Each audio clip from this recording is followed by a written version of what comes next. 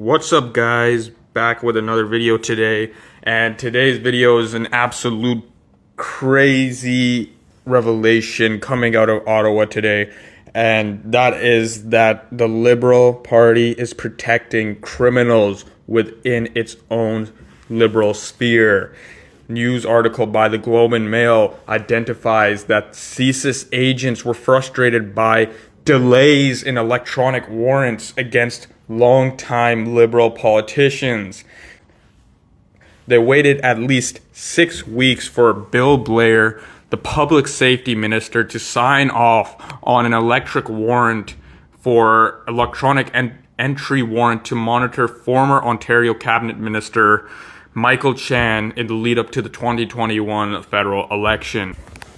Sworn testimony that was made by CSIS agents on Friday suggests that delays were made so often that some delays extended beyond 6 weeks and they went over 8 weeks or even more. And these were to be signed off by Bill Blair, the public safety minister, who is, of course, Justin Trudeau's close confidant and a staunch Liberal politician who went after Rob Ford, if you remember, when he was the chief of police back in the days of the good old days of Toronto and Rob Ford. But aside from that, Bill Blair is also the guy who cracked down on people's civil liberties during the G20 protests. And this is not a nice guy we're talking about here. This is a hardliner, double standard Liberal who violates the civil liberties of Canadians on a continuous basis, okay? He was also involved heavily with the 2021 trucker protest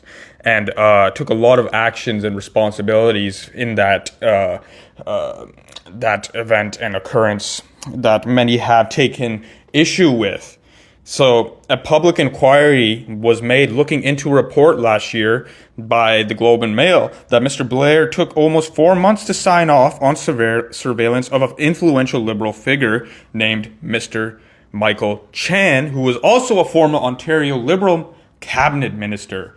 So this is absolutely insane, because you think that maybe our politicians would be holding themselves to an account, but clearly it shows that they're holding more than a double standards for themselves. They're protecting criminals and foreign conspirators in our own country.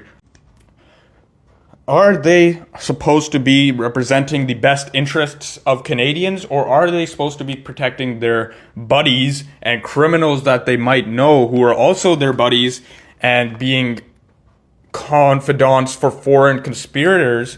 Maybe this is not just a general trend we've been seeing in the Liberal Party. This is a common problem.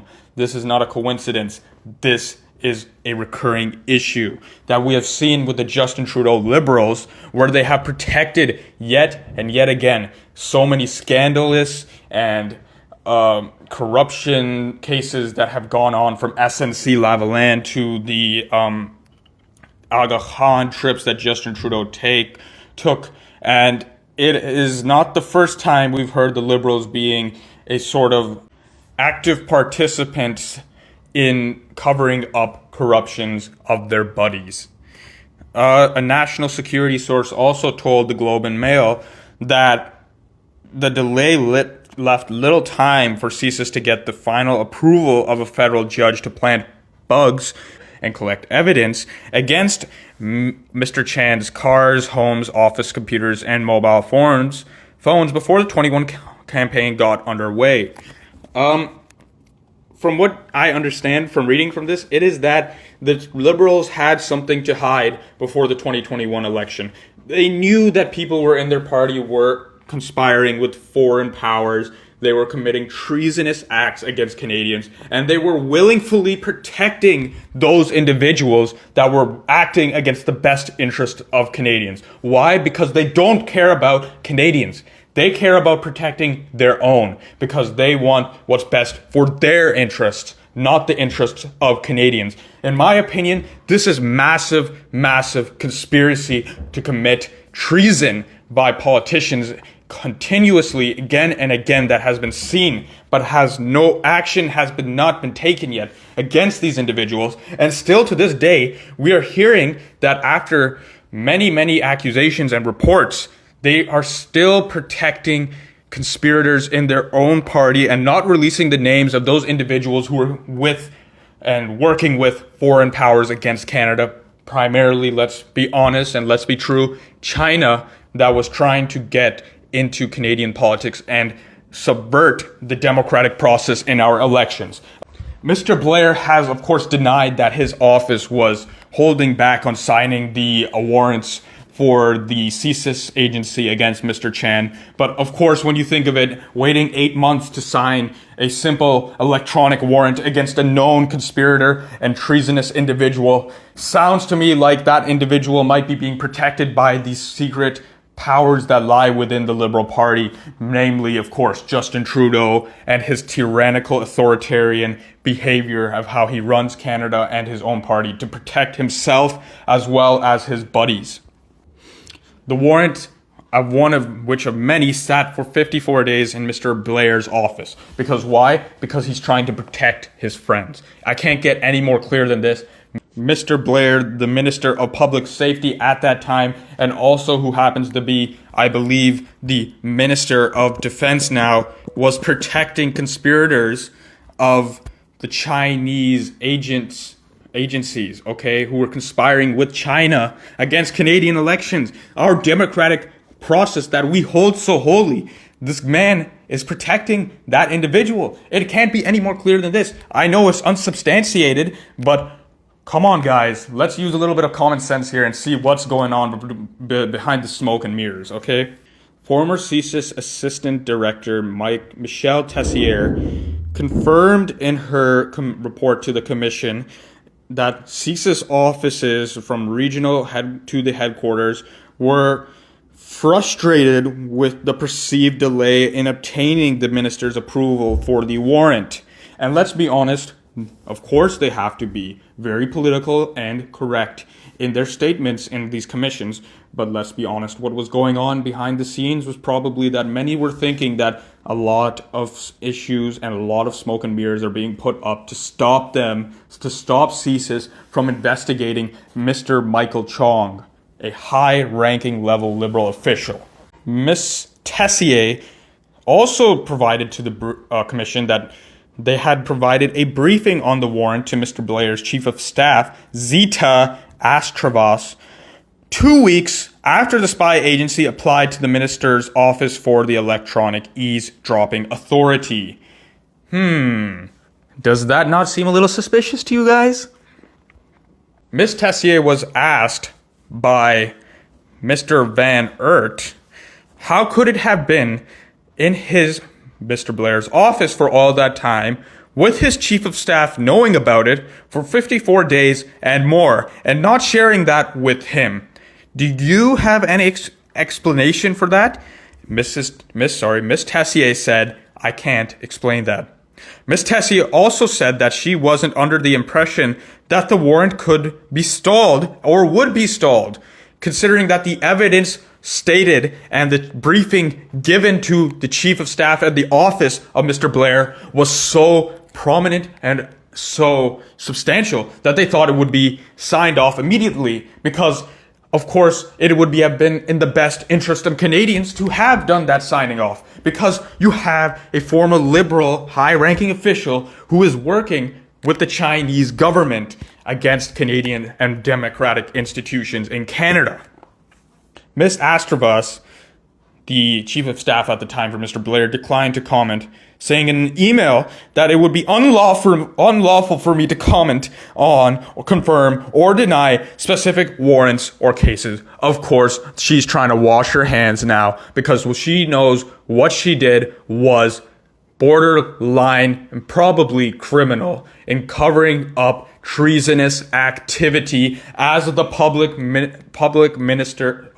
safety minister's chief of staff. But then when they went to Mr. Blair's office and directly to the minister, they supposedly said that the minister did not have any hesitation. Maybe because the minister had put in front of the CSIS agents his chief of staff so that he could be shielded from having to have signed that form against Mr. Michael Chong, due to the fact that he did not want to sign it. So he would put it through the bureaucratic process of, oh yeah, just put it in the mailbox, please, and we'll try to get to it when we can. You know, that regular BS that bureaucracy offers to us, you know, and pushes our country back 2 steps when we try to take a step forward. Now, let me tell you what Mr. Chan's role was in the Liberal Party. He was a major organizer and fundraiser for the Liberals. Speculation within CSIS was that there was a discussions going on at higher political levels about going after Mr. Chan. How corrupt can you get? I'm actually baffled, and I might be a buffoon for thinking this is so crazy, but please tell me if I am going insane talking about this. But is it wrong to suggest that we should be going after potentially treasonous individuals? Or should I be the idiot for assuming that this is something that should be just gladly overlooked? What is going on here, guys? What is going on in our country right now? When had we come to such a level where we are protecting our friends, our close friends, over the interests and the benefit of our nation because we just want to stay in power? We want to grasp onto power. When did we become a nation where accountability and public service came second to having your friends protected by the political establishments that you sit in? Miss Astrovis, the chief of staff of Blair's office, in 2015 described Mr. Chan as a man of sterling character who had the full confidence of the, at the time, Premier Kathleen Wynne, who everybody hated because she was an absolutely abhorrent and disgusting premier to have in office because she destroyed Ontario. I might be saying strong words right now, but this is a strong issue. These are people who have been involved in our government for more than decades, and they are conducting themselves like they are enemies of our nation. Mr. Chan had been linked by CSIS to a Chinese diplomat, Zhao Wei, who was expelled from Canada in May of 2023 after the Globe revealed that he had been behind plans to intimidate Conservative MP Michael Chong and family members in Hong Kong. What is going on, guys? What is this? We are having to protect individuals who are actively going after politicians and democratic people, institutions in our country, and threaten their families in other countries. This is level of authoritarian and a level of, what can I even say? Level of intimidation that you don't see even in third world countries where the political systems are so devolved and trash that they can't even hold elections there because of these kind of issues. Okay? What is Canada coming to? If we continue down this path and protect these people who are clearly lost their sense of public service and now have become authoritarian figures in our government because they believe they have the right to sit in power and they believe they are entitled to power and they believe that they can go ahead and do anything that is necessary to maintain that power. These are the type of people who are leading our government right now. This is the type of people that the Liberal government, the Liberal Party of Ontario, and the federal Liberals are holding close to their chest because they want to play dirty politics and accuse others of playing dirty politics when they are the most dirty, disgusting people to run this government in the history of Canada. Now, let me end this off with a strong point and a banger of evidence that Mr. Trudeau was well aware of these issues. Mr. Vignault, sorry if I pronounced his name wrong, the former CSIS director, and he had told the Hogue inquiry during this past summer that he was very surprised that the key report on China's targeting of elected officials was never provided to Mr. Trudeau. This was very illustrative of a piece of intelligence analysis that should have been read by Prime Minister Justin Trudeau. You know what I think? I think the Liberals are lying. Justin Trudeau had read the report. He definitely had eyes on that report. But of course, he didn't want to get his hands dirty. So he said, you guys do what you want to do. Don't let me see anything. I'm going to look the other way. You guys do what dirty work needs to be done. Like a mob boss. A mob boss. Okay? These are the assumptions that are going to come up if we don't hold our government officials accountable. If we don't hold the people who have been running this nation for decades accountable. And if they don't believe that accountability is necessary for them. When they have such a level of entitlement that they believe that they are above the law and above the Canadian people. The bourgeoisie. Let me know what you think about this appalling report from the Globe and Mail.